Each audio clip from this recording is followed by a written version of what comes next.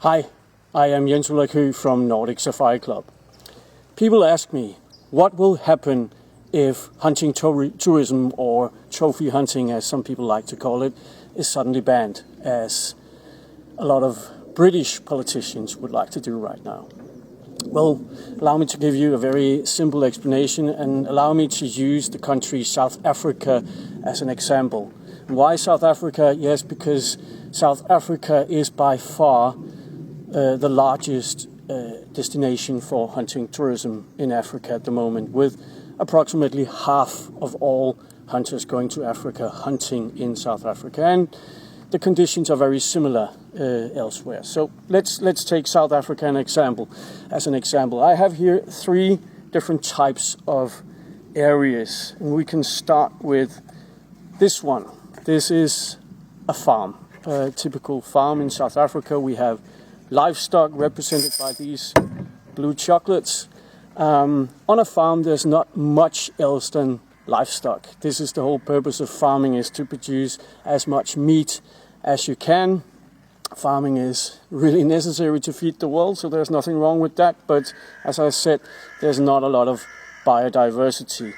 On a farm, as you probably already know, some animals every year are killed, slaughtered, and typically a similar number is born, and this goes on year after year after year, making farming sustainable. Now let's go to the other side of the spectrum. This is a national park, a protected nature area where you basically have the entire spectrum of biodiversity. In these areas you have everything from the tiniest insects and plants and reptiles and birds up to the largest mammals like elephants, and even large predators like lion and hyena. And exactly as on the farm, every year you have animals dying. In this area they die from predation, the lions eat them.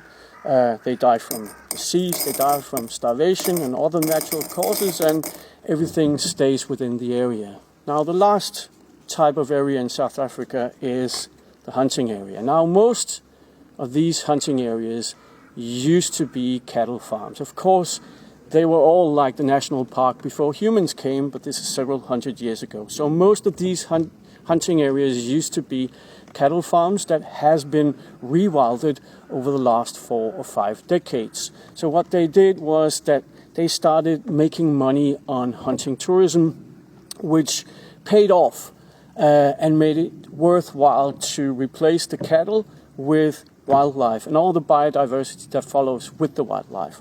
Of course, in the hunting area, the biodiversity is not 100% as diverse as in the protected nature area, the national park.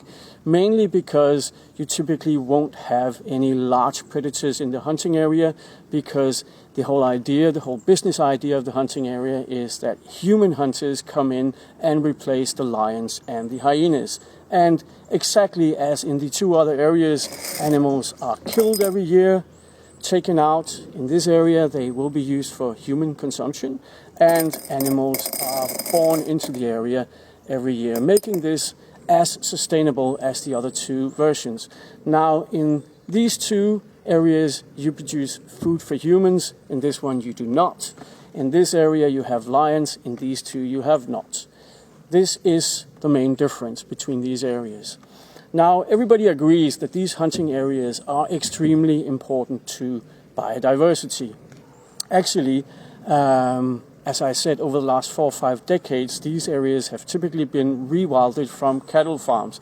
And the combined area of these individual, more than 9,000 hunting areas in South Africa, is a little more than 200,000 square kilometers. That's roughly twice the size of Scotland. So, what would happen if trophy hunting were to be banned tomorrow? Well, that's very simple. The farmer, which is typically a private landowner who owns the hunting area, will no longer be allowed to make money on wildlife and nature. So the solution to him is very, very simple. The wildlife goes and is swiftly replaced with cattle or sheep. Now he can make money again and pay his monthly bills. There's no much difference from Africa to Europe in that respect. Let me put things a little bit in proportion to you. Again, using South Africa as an example. In South Africa, 80% of the roughly 20 million large wild animals in that country lives in private areas managed with hunting tourism. So you have 4 million large wild animals in the national parks, and you have 16 million large wild animals in the private nature areas. Now, again, just to put things a little bit in perspective, what would happen if it was no longer allowed to make money on hunting tourism, aka trophy hunting? Well, that's unfortunately also very, very simple. These animals will go away because they do not any longer pay the bills. They will be replaced with sheep and cattle, of course, because the landowner needs to make some money. Well, the big disaster in this is actually not the 16 million animals at risk in South Africa or the millions and millions of animals at risk in the other southern African nations.